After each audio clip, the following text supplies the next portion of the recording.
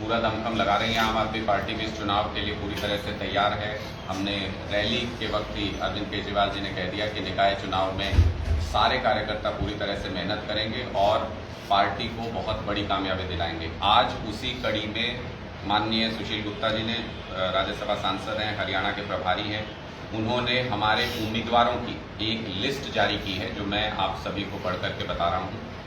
जो कि निकाय चुनाव के लिए भिवानी से हमारी उम्मीदवार होंगी इंदू जी, चरखी दादरी से हमारे उम्मीदवार शिवेंद्र सिंह होंगे, हांसी से हमारे उम्मीदवार यशपाल सिंह होंगे, जींद से हमारे उम्मीदवार डॉक्टर रजनीश होंगी, चीका से मनदीप कौर हमारी उम्मीदवार होंगी, कैथल से नीलम रानी हमारी उम्मीदवार होंगी, घरौंडा से सुरेंद्र सिंगला हमारे उम्मीदवार होंगे, असंध से सोनिया हमारी उम्मीदवार होंगी, नारनौल से सोनू सैनी हमारी उम्मीदवार होंगी, पलवल से डॉक्टर नवीन रोहिला हमारी उम्मीदवार होंगी, रानिया से राजेश कुमार हमारे उम्मीदवार होंगे, सफीदों से सुनीता सैनी हमारी उम्मीदवार होंगी और कुंडली से कुमारी अंजलि हमारी उम्मीदवार होंगी। तो ये हमारे कैंडिडेट्स की पहली लिस्ट है। 13 जगहों से, 13 सीटों से हम अपने कैंडिडेट्स अनाउंस कर रहे हैं। बहुत ही मजबूत स्थिति में इन 13 जगहों पर हमारे उम्मीदवार हैं, इसलिए पहली लिस्ट हमने तय कर दी है और आज ही से सारे उम्मीदवार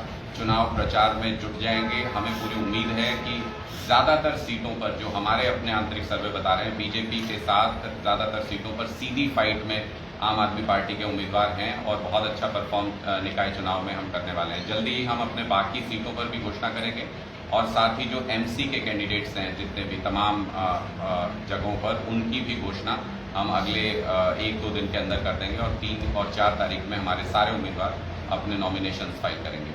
इसके साथ ही एक और महत्वपूर्ण घोषणा है जो आज हम करने जा रहे हैं। हमारे महिला संगठन को मजबूत करने के लिए, उसको नई दिशा देने के लिए, उसमें भागीदारी बढ़ाने के लिए महिलाओं की और ज़्यादा, पार्टी ने ये तय किया है, सुशील गुप्ता जी ने लेटर जारी किया है कि जो हाल ही में हमारी पार्टी को अनु काद्यान ने ज्वाइन किया था कुछ दिन पहले ही, उनको हम कार्यकारी अध्यक्ष आम आदमी पार्टी महिला सेल का बना रहे हैं हरियाणा प्रदेश के लिए। वो प्रदेश भर में घूम करके प्रदेश भर की महिलाओं को जोड़ करके एक बेहतर और बढ़िया संगठन बनाने का काम करेंगे। कुछ ही देर में वो आपके बीच में भी यहाँ पर पहुँच रही हैं, तो आप लोग अलग अलग दिन से बात कर सकते हैं। आपका कोई सवाल है तो? अनुराग, जो आपकी पहली लिस्ट आई है, महिलाओं को ज़्यादा तवज्जो दी गई? जी बिल्कुल, आम आदमी पार्टी हमेशा से मानती रही है कि महिलाओं की बराबर भागीदारी होनी चाहिए, बढ़ चढ़कर महिलाओं को राजनीति में भाग लेना चाहिए। इसलिए हमने जो पहली लिस्ट जारी की है उसमें जहां भी महिलाओं को सर्वे में तरजीह मिल रही थी, जहां भी उनकी स्थिति स्ट्रांग थी, हमने कोशिश की है कि हम महिला कैंडिडेट्स को उसमें ज़्यादा प्रधानता दें, उसमें ज़्यादा प्रमुखता दें। क्या ये नगर पालिका और नगर निगम और नगर परिषद 3 नगर निकाय के चुनाव हैं, तो आप लोग क्या सभी जगह पर सिंबल पे लड़ने जा रहे हैं? देखिए, 46 जगह पर फिलहाल चुनाव है। नगर निगम का तो अभी नहीं है शायद, हाँ, नगर पालिका और उसका परिषद का चुनाव है।